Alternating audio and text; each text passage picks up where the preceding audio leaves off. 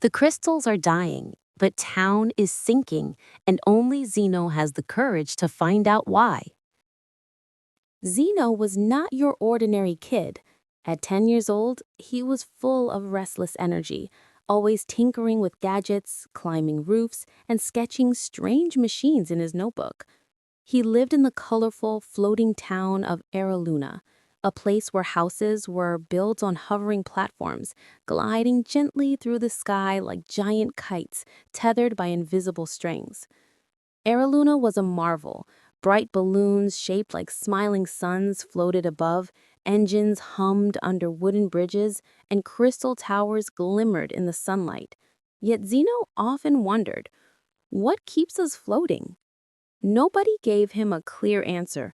Adults just smiled and said, "The sky crystals keep us safe. That's all you need to know." One evening, while Zeno was lying on his roof staring at the stars, his mechanical bird companion, Pico, flapped down beside him. Pico was no ordinary bird. It was made of bronze feathers, glass eyes, and a tiny propeller tail. Zeno had built it himself. Chirp, chirp!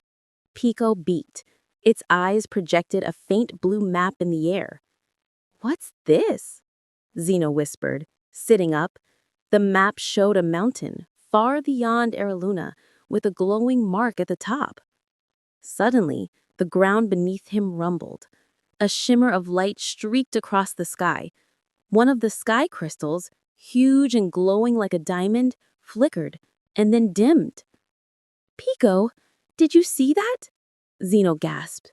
The floating town tilted slightly, and lanterns swung like pendulums. For the first time in his life, Aeroluna felt unstable. The mayor made an announcement the next day. "Citizens of Aeroluna, a sky crystal has weakened, but fear not, the guardians will repair it."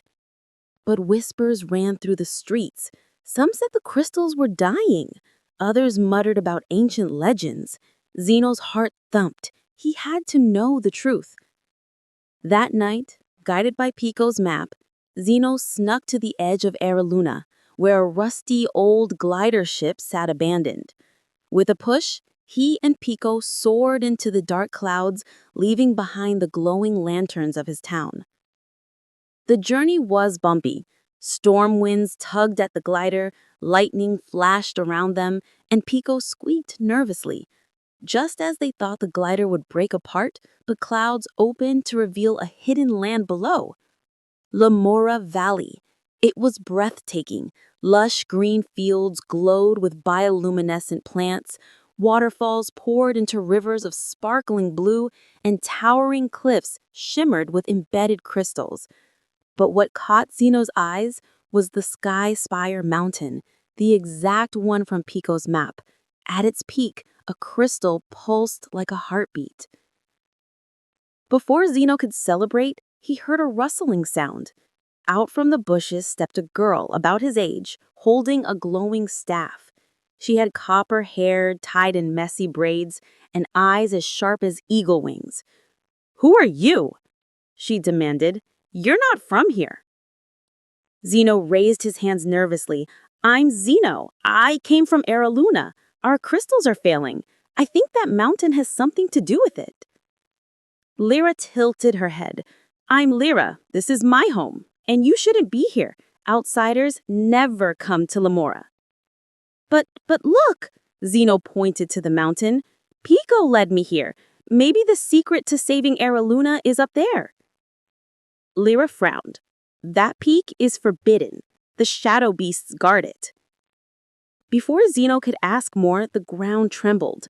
Out of the trees, dark, smoky creatures with glowing red eyes slithered forward. Their bodies looked like ink swirling in the air, with claws sharp as glass. "Shadow beasts!"